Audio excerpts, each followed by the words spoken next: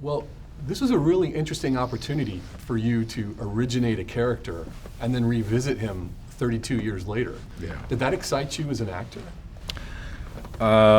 Not in and of itself. The opportunity to revisit the the character in new contexts and circumstances in a new story overall was more the attraction.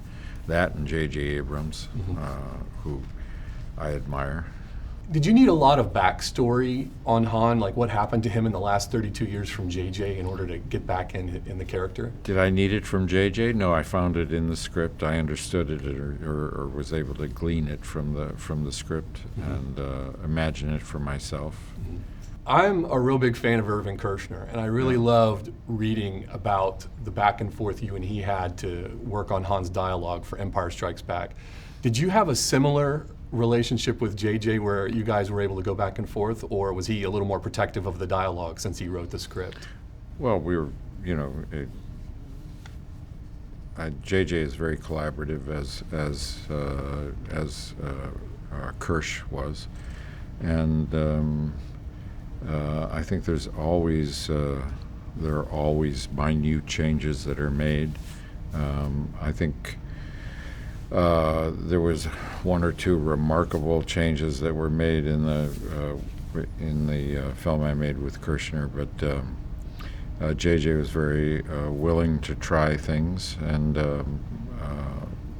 but we always agreed finally on settling on what worked best for both of us. There's no contest. With the new cast, did that really energize the original cast?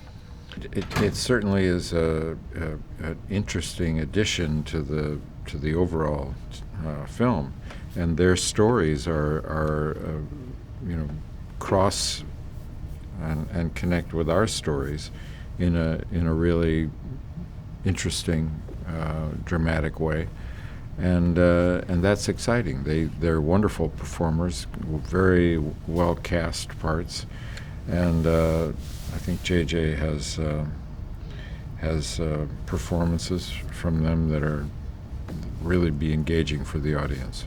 I got to ask you about Indiana Jones. So George Lucas has stepped away from Star Wars. Do you think, is he stepping away from Indiana Jones as well, or do you think he'll come back for that? I think he's not just stepped away, but he's stepped into another world for himself.